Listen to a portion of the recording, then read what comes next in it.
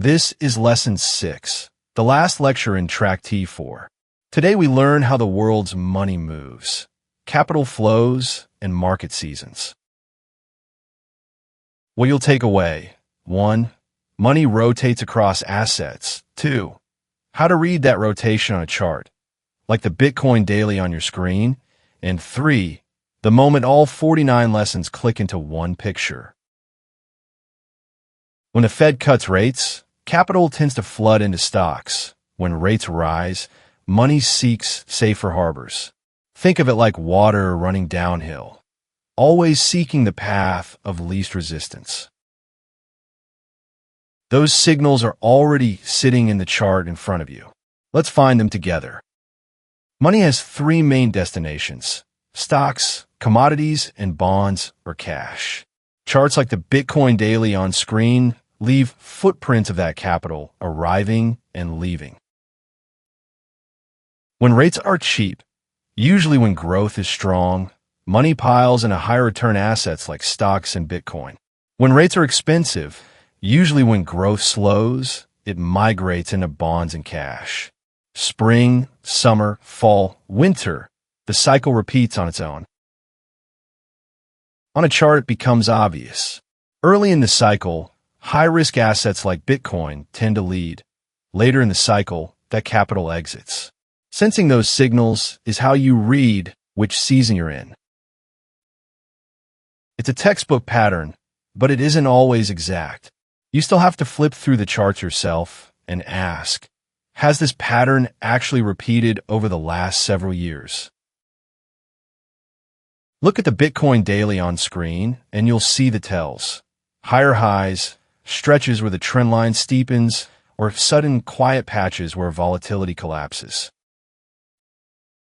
Those tells mark the start of a capital shift. You don't need every cause, Fed rate cycles, growth data, the whole macro stack.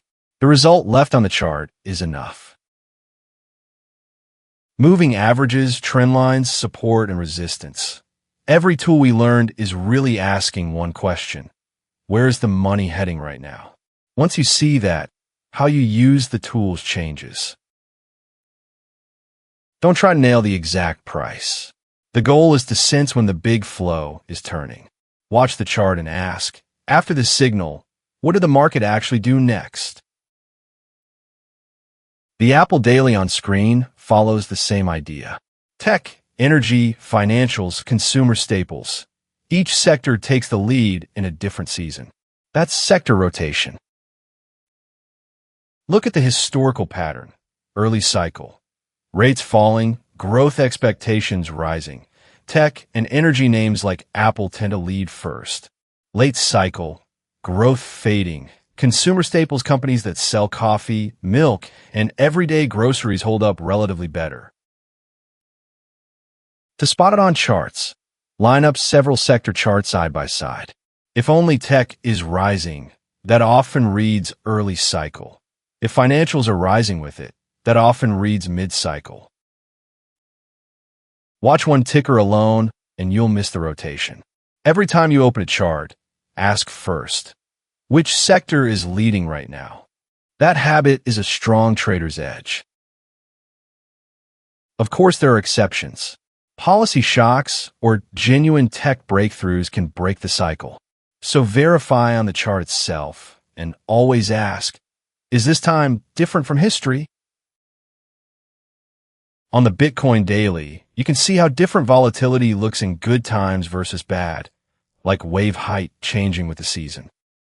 In seasons when capital is leaving, weak growth, high-risk assets like Bitcoin usually fall first and fall hardest. Even a great entry signal stops working when the season flips. That's why reading which season are we in is the first step of risk management. Your strongest defense is sensing the shift early and taking one step back. Knowing the season means knowing the risk. Capital flow comes before the strong signal. That is the real way you stop losing money. Looking back, money foundations, how capital moves, could among reading charts, signals, could among rule-based trading, verification, Kuruman psychology, and money management, execution. And today, seasons, the big picture. One continuous line. Support, resistance, trend, moving averages, volatility. All of them were tools for one question. Where's the money heading right now? Ideas that felt separate now collapse into a single ask. At first you learn each piece alone, what a moving average means, why risk-reward matters, how psychology interferes. Walk far enough, and there's a moment you realize, oh, it's all the same conversation. From here, your own chart journey begins. Every time, ask, why did this signal show up? And which capital is moving now? That process is the best teacher you'll ever have. The Bitcoin Daily on screen is the same story. Don't take my word for it. Flip through the charts yourself and ask, does this pattern actually repeat? That verification becomes your strongest personal rule. Missing one opportunity is fine. Markets open every trading day. Go slow, stay certain, and on days when losses run large, have the courage to rest. That's how long-lasting traders survive. Thank you to everyone who walked through all 49 lessons with me. May your chart journey fill up with building your own rules, not racing for returns. Next up, deeper live market topics. Hit subscribe to stay with us. Likes and shares genuinely help more than you know. This lecture is for education only and is not investment advice.